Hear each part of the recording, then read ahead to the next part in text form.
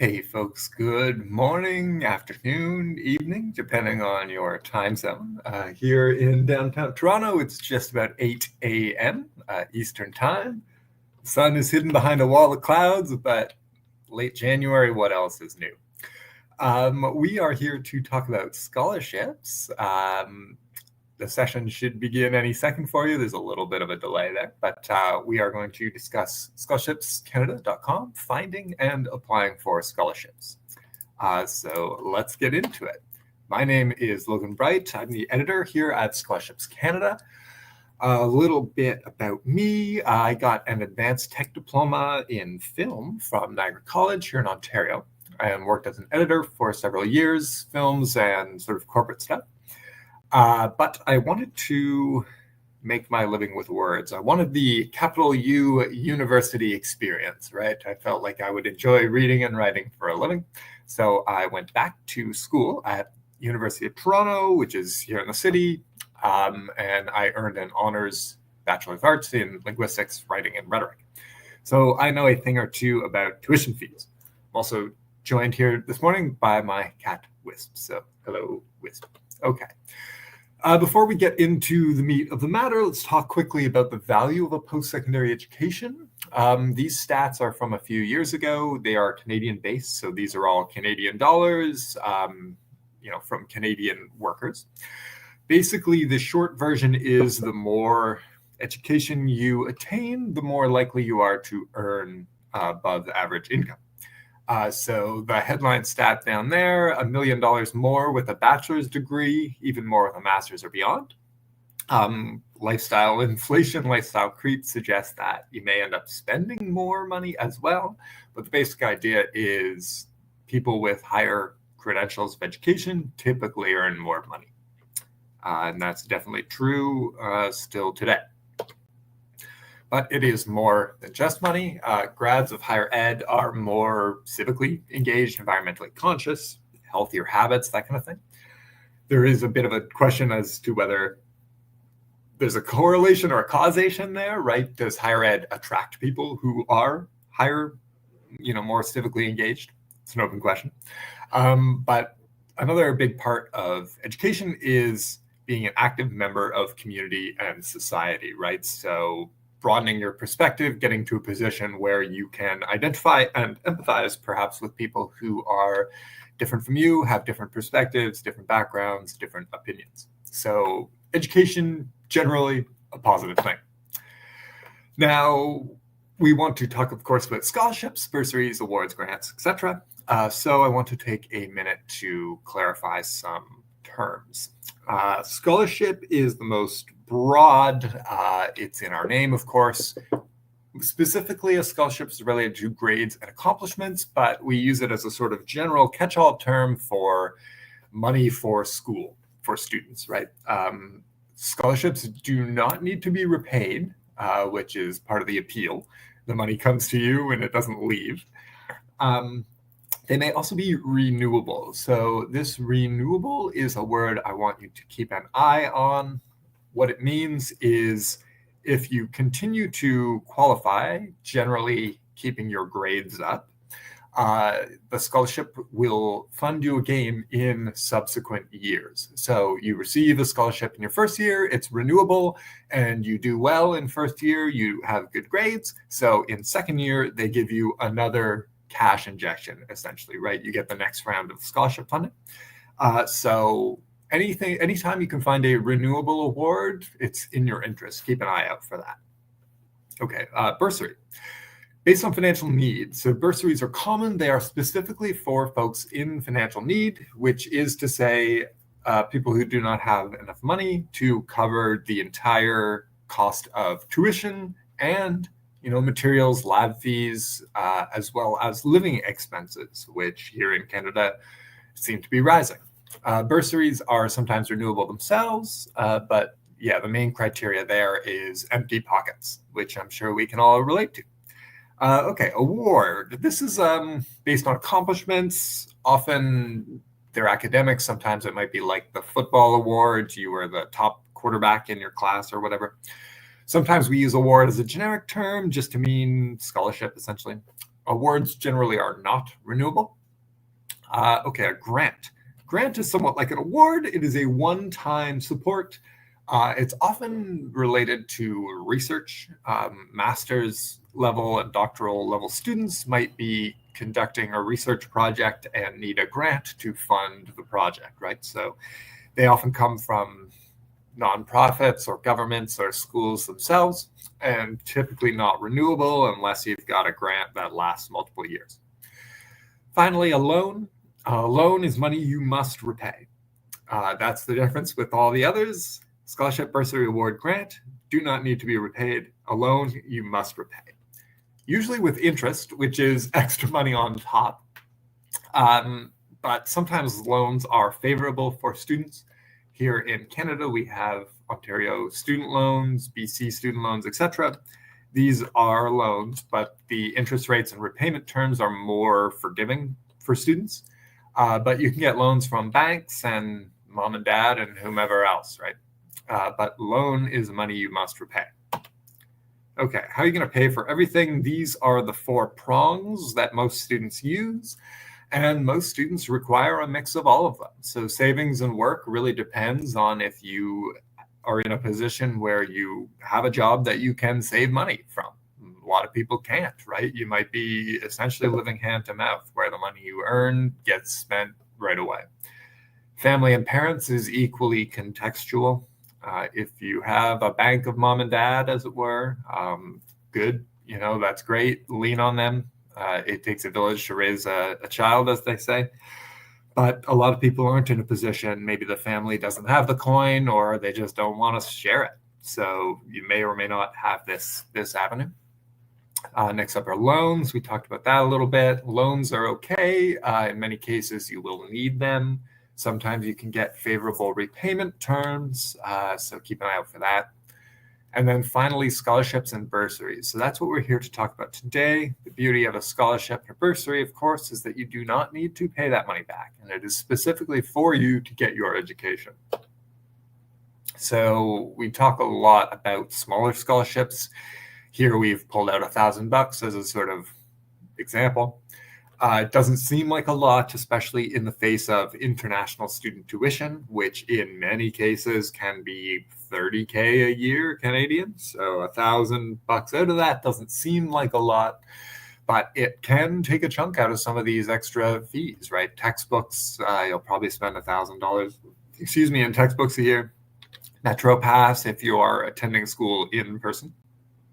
Phone bill, entertainment, etc., right? Otherwise, you can just plow it right back into food and rent like most people do. Okay, so we're going to cover a few scholarship myths just to disabuse yourselves of any misconceptions. Number 1, I don't have the marks. We often think of scholarships as a salute to the valedictorian, essentially, right? I came out top of my class, so I'm getting a scholarship to Harvard or whatever. That does exist, and it is much more common for international students. We'll get into that a little later. A lot of the awards we index on Scholarships Canada don't care about your academics, though the caveat being for international students, it is a big factor. Okay, myth 2, lots of competition. A lot of admins want more applicants. Some get no apps at all. Again, there's a caveat here, though. For international students, there is more competition. And again, we'll get into some of these details a little later. Yeah, so a lot of the awards for international students, you will have some competition. That's why you want to look for the smaller, more obscure, stranger awards, the $1,000 and less, because a lot of people don't get the applications they want, and they want to support students. So it is worth applying. Just beware that for the big ones, there will be competition. For the smaller ones, you've got better odds, essentially. Okay, myth 3, only schools give scholarships. Definitely not the case. Our database includes non-educational admins, corporations, unions, religious orgs, etc., associations, nonprofits, whatever you can imagine. A lot of awards do come from schools, of course, but those are the easier ones to find. Once you know you want to attend School X, you can check out what sort of scholarships and bursaries they offer. but it's harder to say what Coca-Cola might offer, right? So we try to find that kind of thing and pull them together. Deadlines only in the spring, definitely not the case. We see deadlines throughout the year. We're coming up to spring now, sort of. We are seeing quite a few deadlines in February. We'll talk about that in a bit. We also see a spike in April, a spike in October, but really deadlines are throughout the year, which is good and bad. It does mean you kind of need to pay attention a lot more, unfortunately. And then myth 5 of 5, I'm not in financial need. Only about a third of the awards that we index ask about financial need at all. These are typically bursaries, as we discussed, right? Of course, many international students are in financial need. The cost to study in Canada is high. So chances are you probably are in financial need regardless. Okay, so let's recap some of these myths real quick. Awards often not based on marks, though for international students, that's more often the case that they are. Grades, your academic average is important. Most admins want more applicants. That's true. More than just schools award scholarships, definitely. Deadlines are year-round, of course. You don't need to be in financial need, though chances are you probably are anyway. And then you can't win if you don't apply. There's a bit of a double-edged sword here because you're putting in time ahead of the event in hopes that it will pay off down the line, as opposed to a part-time job where you know for sure they're going to send you a paycheck at the end. So there's a little bit of a gambling element. You want to be wide-eyed and clear-headed when you're thinking about what you want to apply for. And then there's a scholarship for you. So this is general sort of life advice, really. Self-talk is important and so powerful that if we have a tendency, I think, sometimes to conceptualize ourselves as unworthy. I don't have a 99% average. No one's going to give me a scholarship. I don't deserve it anyway. There's so many better choices, right? So many other people who deserve it, which may be true, but that sort of self-talk can be very defeating, self-defeating. So reconceptualizing, reframing yourself as somebody who is deserving and worthy can help you bust out of a cycle of depression almost, right? To not bothering to apply. So yeah, this is just general life advice. Works for scholarships, works for all sorts of things. Okay, now we're going to take a quick inventory of a handful of awards for international students that we're talking about on Scholarships Canada of late. So this will just give you an example of what kind of stuff is out there. So we're starting big. This is Western University's International President's Scholarships. They are entrance awards. Entrance awards specifically are for students who are coming into university out of high school, haven't already done a degree, you're not a mature student or whatever, you've finished high school and you're going to university, basically. There are only 3 awards here, but they're worth like 50 grand over the course of a 4-year degree. So huge scholarship, really. And they are renewable. So that 50K is over the course of 4 years. I'm pretty sure it's 20K in the first year and then 10, 10, 10. To quote, they're designed to recognize all-around excellence, emphasis on a candidate's commitment to community service. So they are looking for, students with good grades who are engaged with their school, with their neighborhood, with the people around them, right? Western is looking for people who are going to make their student body look good. So this award is open now until mid-February. Of course, it's only for Western University students, but Western's a good school if you're considering it. Definitely look at the scholarship. Here's another example. This one is very different. It is a postgrad award for people in biology, animal sciences, zoology at the master's level. So this is not for undergraduate students. It is for master's students who already have an undergrad degree. And you're doing something in bio, animal science, zoology, etc. You just need to submit an outline of your proposed thesis, transcript from your undergrad, so your grades from your undergrad degree, and a reference letter from a teacher or somebody like that. This award's closing pretty soon. Jan 26th, I think, is only in a couple of days. But, they come around every year. We've had this one listed for years, and it's another $1,500. Okay, number 3 here. This one's kind of interesting. It is specifically for folks who have entered Canada as a refugee. You have to have completed grade 12, which is high school here in Canada, and have English skills from the last few years. You've got decent English language skills, which if you're listening to this, you probably do. And you want to study in Canada, of course, at college or university. And they've got the same deadline every year, January 31. So it's coming up. If you entered Canada as a refugee, you've got English, you've finished your high school, you're eligible, right? It's pretty cool. Okay, this is the final example we're going to look at before we get into some of the tips and tricks and so on. This one is from the University of New Brunswick. So they are out in the Maritimes. It goes to a graduate of a New Brunswick high school. So even as an international student, you can still attend high school here in Canada. Many international students do.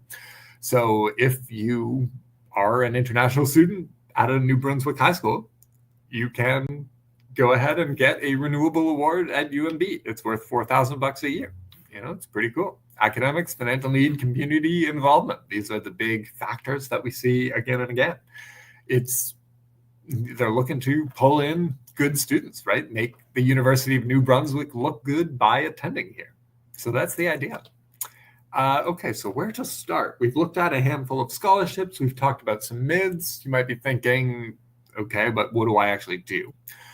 So you want to think about some of these factors. This is more or less in order, kind of. Field of study obviously is very important. This is the program that you're interested in. A lot of cases will see more support for sort of STEM studies like computer science, mathematics, engineering, biology, as we saw earlier, compared to arts and humanities, liberal arts, and that kind of thing. Not to say it's impossible. It is not. It's just the way of the world right now. Canada is looking for skilled people, right? So we're trying to encourage engineers and doctors and so on.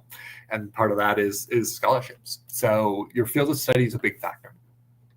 Your year of study, also a big factor. Entrance we talked about. It means you're coming straight out of high school into college or university. Same thing with first year, essentially. But then as you proceed through your degree, funding opportunities become more rare. They are typically more difficult to find in your third, fourth year compared to your first year. So that's part of the reason we stress renewability. That's not to say you won't find awards for second, third, fourth year. There are even scholarships specifically for graduating students, so you're finishing your degree. It's just something to keep an eye on. You're going to have more likely an easier time the earlier you start. Okay, activities. This is a big one here in Canada, and we've already seen a few examples in some of our test awards, as it were. Here's an example: academics, financial need, community involvement. These activities come up again and again here in Canada. We also see some like sports, religious affiliation, and so on. The sports thing is much more common in the United States, where they have the full football scholarship to Penn State, for example. We don't have so much of that here in Canada. Here, it's much more about your community. Are you volunteering? Are you giving back somehow? Are you a student who is visibly seen to be giving a shit, or are you more of a bump on a log type person like me? So the more activities, the more involved you are with your community, the better. Now, a lot of students don't have the time or wherewithal. You might have a part-time job that takes your time, or family responsibilities, that kind of thing. Fair enough. It's about telling your story. It's about showing who you are and what you care about. Okay. Academic average, most recent grades. This is important, especially for international students. Higher grades are better. No way around it. Other things to consider. Heritage, your background, can be important. Here in Canada, we see a lot of awards for Indigenous students. This is part of our colonial history, right? And sort of truth and reconciliation. But there's lots of others. I've seen awards for folks of Chinese descent, Polish descent, Norwegian, what have you. There's all sorts of stuff. So you may qualify just by virtue of where you're from. You'll also see a lot of what is called BIPOC, which is a weird acronym for Black, Indigenous, and People of Color, which essentially is non-white, right? So if you see a BIPOC scholarship, those are pretty wide open as well.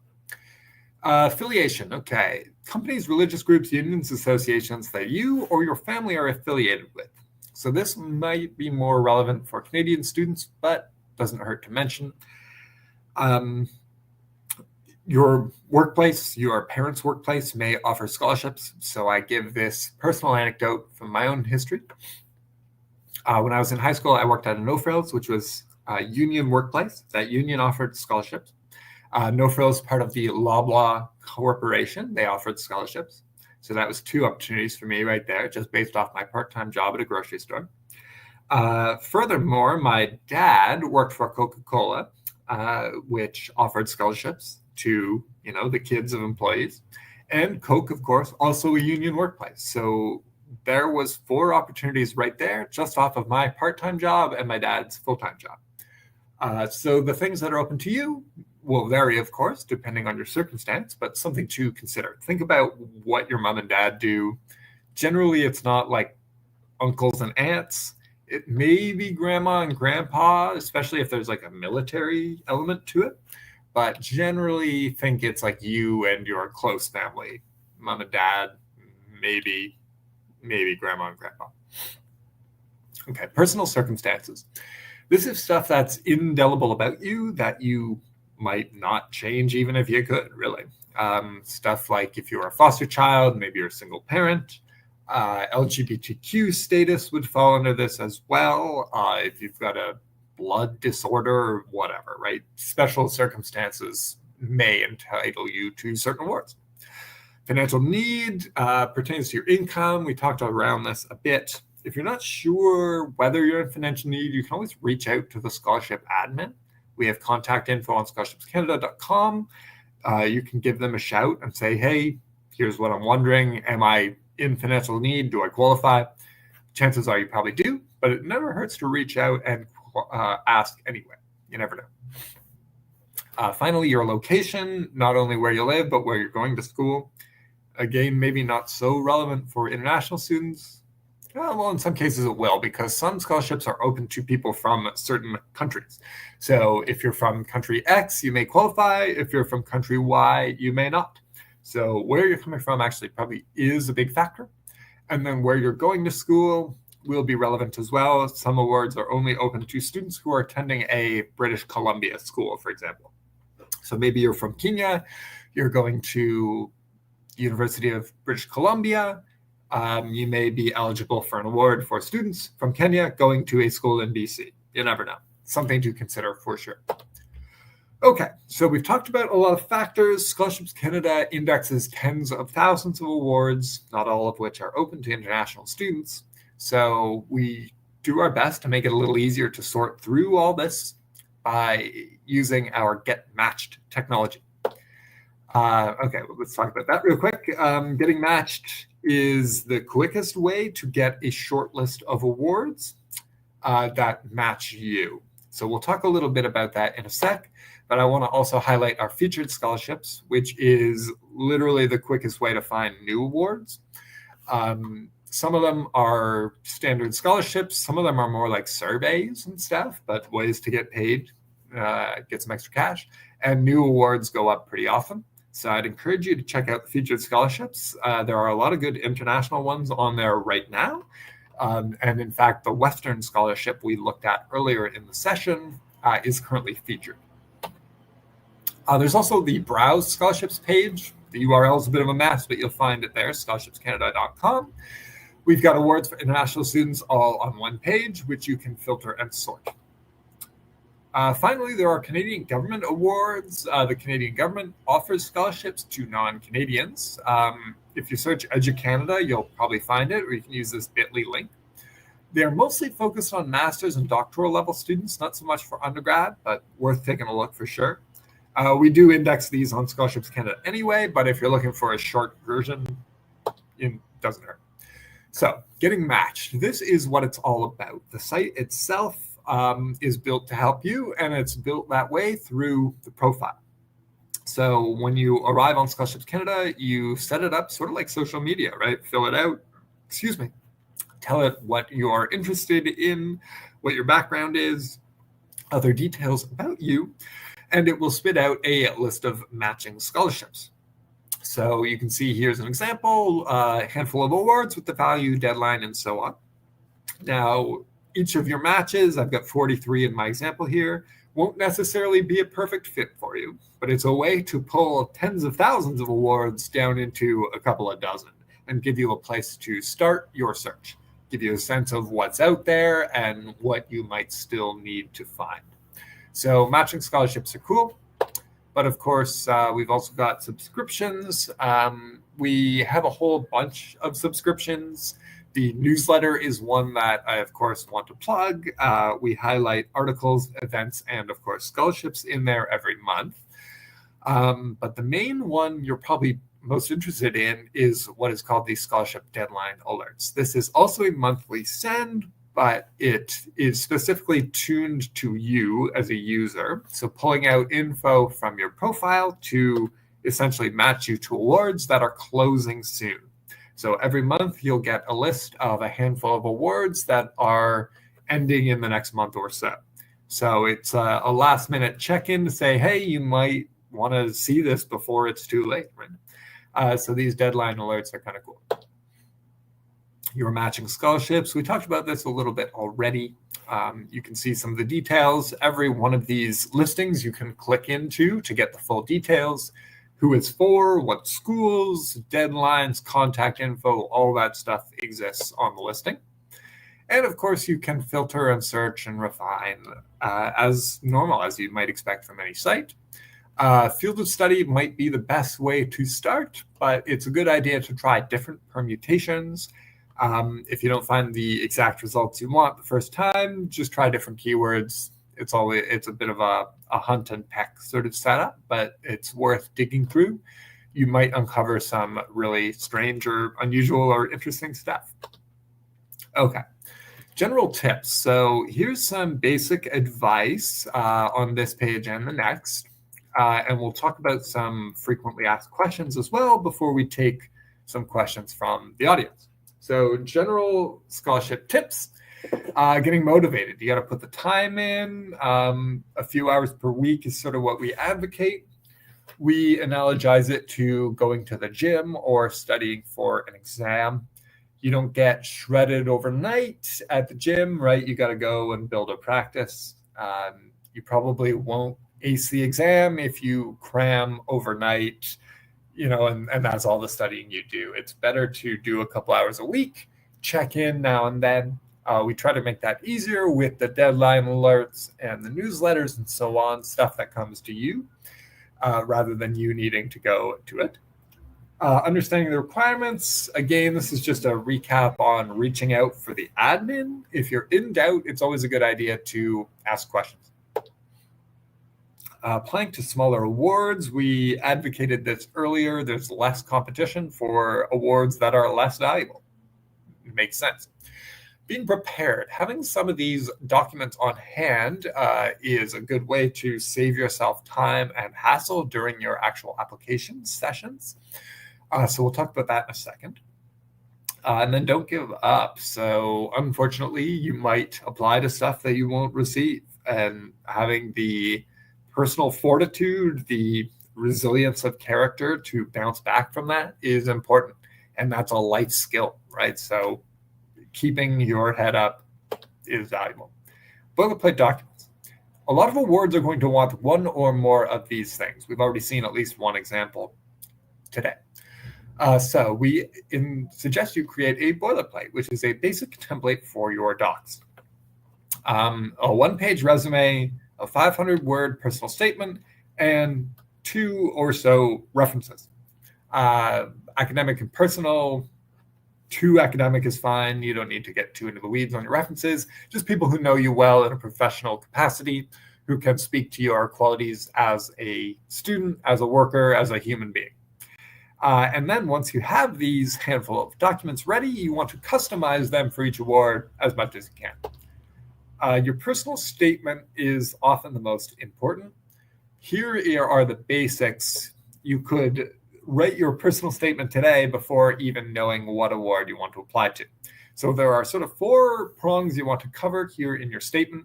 First off, who you are, what's your background, what's your elevator pitch, right? How do you define yourself? How do you see yourself? Who the heck are you, basically? What are your goals? What do you want to achieve? Where are you headed? Why are you pursuing the education you are, right? What do you hope to do in the end after graduation, maybe? What would receiving the award mean to you? If you're selected, how would that change your life, essentially, right? Would you have more time for volunteering? Would you mentor the next generation? Would you whatever, right? How will receiving the award impact you? And of course, how will receiving the award impact your community, the people around you who love and support you, your friends, and the next generation coming up behind you? How will you receiving the award sort of impact these folks positively? So if you can answer all 4 of these questions in a compelling way in about 500 words, you're in pretty good shape.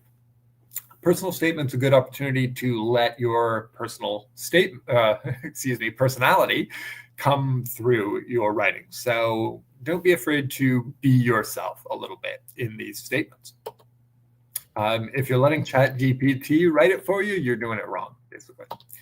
Okay, Scholarships Canada also offers tons of tips and FAQs. These are just documents where you can dig through and find questions that students like you have asked in the past.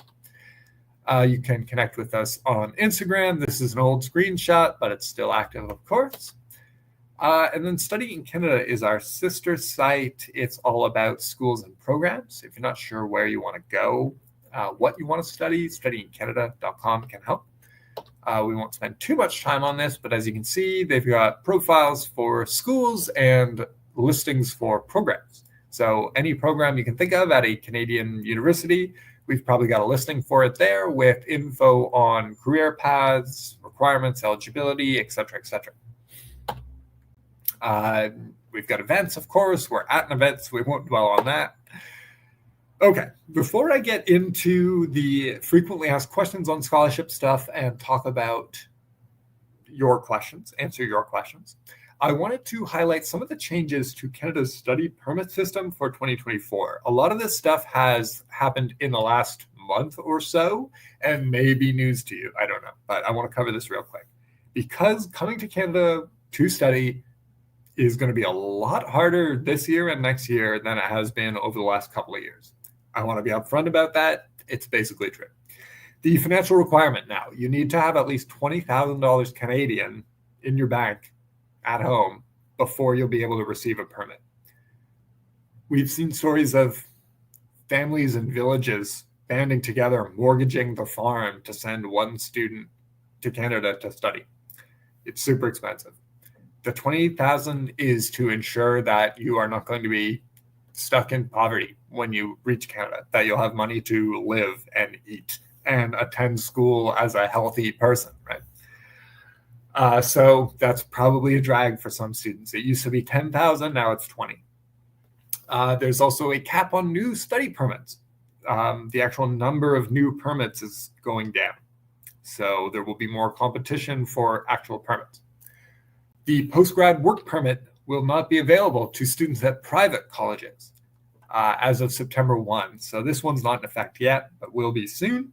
If you're going to a private or a career college, you won't be able to get a postgrad work permit, which lets you stay in the country after graduation, which lets you become a permanent resident. So career colleges, private universities are going to be less attractive for students, I think. Master's and doctoral students will be able to secure a 3-year postgrad work permit, which is actually a longer stay. So that's positive news if you're at the master's or doctoral level. Only those students' spouses will be eligible for a work permit. So maybe that's not a big deal. But if you're an undergrad student and you've got a spouse who wants to come and work, they won't be able to anymore. So lots of changes to the system. It's going to make Canada more challenging. Okay, finally, FAQs, scholarship FAQs. I'm going to cover 5 or 6 questions here that we get all the time before we take your specific questions for however much time we have left. When should I apply? After accepting an offer of admission, most scholarships will expect you to be enrolled. That's basically the case for scholarships. Most admins are going to want you to be enrolled in college or university. That's just the way of it. So you'll probably need to apply to school before you can apply to awards. But you can use the awards that are offered to search for schools, by which I mean before you apply to a given university, check out what sort of support they offer. You can shop around for different schools and pick the one that's going to offer you the best deal, essentially. Schools compete against one another for students by offering scholarships. So make them compete. Are there scholarships for international students? Definitely yes. They are less common and rather competitive. They are focused primarily on grades, but we do see stuff about leadership and community service and so on, as we saw. How many awards can I receive? As many as you like, really, is the short answer. High-value scholarships, they're relatively few, but they do exist. I have called out a couple here, Loran TD, Schulich. I'm actually not sure offhand if they're open to international students, so you'd have to look at them. But they are super high competition, which makes them challenging to get, but they are high value as well. Can I defer a scholarship if I need to? Some cases, yes, it really depends. You'll just want to talk to the admin if you need to defer. We won't get too into that. Scholarships for people in the trades, they do exist as well, but less common. Probably not a big deal for our current audience today. Just keep it in mind if you're interested. Okay, next steps. Depends where you are. If you're in grade 11, you want to build your resume. You want to volunteer, which means doing something meaningful, not just accruing hours, but impacting people around you, impacting yourself with your actions. And your grades as well. Get your grades up. Higher is always better. Grade 12, you want to start applying. You're looking at schools. You're looking at awards, entrance awards, renewable stuff specifically. If you're already in college or uni, check out clubs. Check out the financial aid office. You're looking for awards for second years, essentially, right? A lot of departments will nominate awards. So maybe you get the philosophy department award this year. You never know. Ask around. Okay, pop quiz time. No pop quiz today because this is for in-person. So we will thank you now and do some Q&A. So we'll check the time. Tess, how are we doing on questions? Looks like we've got a few minutes at least. Do you want to call out some questions for us? Sure. All right. Starting at the top, can international students access bank loans? Yeah, it's a good question. Short answer, yes. In most cases, you may actually want a bank loan from your home country rather than here in Canada. It will depend, I guess, on the loan too, and who you can get to co-sign for you. In Canada, you want to look for a student line of credit. Most banks offer them. I think we have a piece on that on studyingcanada.com. You could check that out. Student line of credit often will have a more favorable term than just a standard loan. So I'd start there. But yeah, really, I'd check with the bank back home because they may be more favorable to you than the banks here. It's worth a look anyway. Thanks for the question. Perfect. Next one. Can scholarships be won and then applied to any school, or are they school specific? Great question. Probably should have covered that directly. Thanks for asking it. Well, the answer is it depends. Some awards are tied specifically to a given school. Most commonly, this will be the awards that are coming from a specific school. So, for example, we looked at that Western University Award earlier. That is only applicable if you attend Western, right? It's from them. That's fine. Other awards, like the wildlife one we looked at, are for any school. So it doesn't matter where you're attending as long as you're taking the right sort of program. And then there are some in between where it's province specific, right? It's eligible for any school in Ontario, but not Manitoba, right? So it really depends on the award. Great question. Thank you. All right, next one. If a scholarship says the essay is optional, will it look better if I do it anyways? Interesting question. Gut feeling is yes. As somebody who's reviewed a ton of scholarship essays, they are often the same, kind of same-ish. We've talked about some of the parameters that a lot of students will use. So electing not to do it, I don't know, I think would look a little odd. I feel like you might want something else instead. So you might say, here's a link to a short video about me, or here's a poem I wrote, or something. I would be hesitant personally to do nothing. Up to you, of course. If it's optional, it's optional. I would just be hesitant to actually not do it personally. Thanks for the question. All right, next one. Can I get multiple scholarships at once? Yeah, definitely true. You can do. The only caveat being that some organizations may say you can only win one award from us, right? So if University of Calgary gives you a scholarship, they may not give you another one. Depends.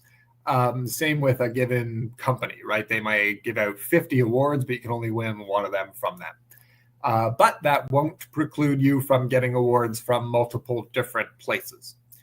So the short version, yes, you can have multiple scholarships. Many students do. Perfect. Yeah, thanks. Okay, next one. How about mature students? So are there awards and scholarships for mature students who wish to continue their education? Yep, definitely there are. Some folks support mature students specifically. Most schools will offer one or two awards for mature students. Trying to think if there's more context for that. Not really. Yeah, basically, yes. The only caveat being that you probably won't qualify for entrance awards because they are typically for students coming right out of high school. As a mature student, you've had a break, so you probably won't qualify for entrance awards, but there are definitely listings specifically for mature students, returning students, etc. Yes, thanks for the question. Great, next one. Are there certain programs that have more scholarship opportunities? Yes. Short answer, yes. Anything STEM, which is science, tech, engineering, and mathematics, are going to be better supported than things like the arts. Specific fields that jump to mind are like engineering, maybe more specifically civil engineering, biology, that kind of thing. Computer science is a big one. We're seeing more and more like cybersecurity and data analytics type awards. So yeah, if you're into the sciences, engineering, healthcare in some cases, you're probably going to be in better shape than if you're looking for something like kinesiology, for example. It's a good question. Thank you. Next one, do scholarships expire? Do they expire? Not totally sure I understand the question, but if I do, or my sense is that some listings will be available for a period of time and then no longer available. For whatever reason, admins change their mind, they change their strategy, they change whatever else. So yes, in some cases, awards that were available last year will not be available this year, and vice versa, right? New ones come in, old ones leave. So yes, they do expire in a sense, yeah. I'd also say that when you have accepted, or if you're in the process of accepting an award, there will usually be a time limit on when you can accept that award. In that case, that's when they would expire. Okay, yeah, fair point. Good context, thank you. What are the most common scholarship requirements? Most common, yeah, would be high grades, especially for international students, and entrance awards. Like the entrance awards that I talk about a lot are often very grades focused. Otherwise, we're talking the big three in my mind: leadership, volunteer, and community service. So Basically, it's, are you an engaged, active student who is doing something other than nothing? Those are the most common ones that we see. Financial need comes up again and again. Beyond that, in Canada, heritage is often a big part, like I mentioned, Black and Indigenous students. So those are the ones that come up again and again. School of study, field of study, of course. Tess, anything to your mind that I might be missing? No, I feel like that covers most of them. Yeah, in terms of like most common, that's them for sure. All right, with the time we have left, probably time for one more question. Which matters most when applying for a scholarship, your grades or the quality of your resume? Great question. Yeah, it's an interesting question. It's going to depend on the award itself. I think in a lot of cases, though, the quality of your resume will win out because a lot of people might have a 95 average, but not everyone will have a 95 while also captaining the swim team or serving Meals on Wheels to elderly people or whatever, right? So if you've got a compelling personal story and good grades, that's going to look better than just good grades, definitely. Okay, I think we might be getting close to time, Tess. I don't know if we have capacity to go over or what. What's your thought? There's only a few more questions left, so we can try to get through the rest. Sure. Yeah, let's try to take a few more questions, but do be aware that there are other sessions, of course, and otherwise enjoy the rest of the fair. But let's try to take a few more questions before we sign off. Okay. There are a few questions about scholarships specifically for medicine or kinesiology. Maybe you want to go over the Browse Scholarships page one more time? Sure. Yeah, that sounds good. Yeah, so specific awards for fields, I don't have a robust enough grasp of the entirety of the database to really say, go for award X or over award Y. So I would advocate the Browse Scholarships page, which is on Scholarships Canada, of course. If you go to the top, you'll see Browse Scholarships. There are a dozen or so different categories. They're kind of high level: scholarships for law students, scholarships for mature students, scholarships for business students, et cetera, et cetera. And you can click through to sort of shortcut yourself. So if you're in health, check out scholarships for medical and health students, et cetera, et cetera. So that's probably a good place to start. Thanks, Tess, for that suggestion. Perfect. I think that pretty much covers all the rest of the questions then. Beautiful. Okay. Then thank you, everybody, for your time, your attention, and I hope you enjoy the rest of the fair. Check out ScholarshipsCanada.com. Check us out on social media, and check out the next session, whatever it is. Thanks very much. Have a great day.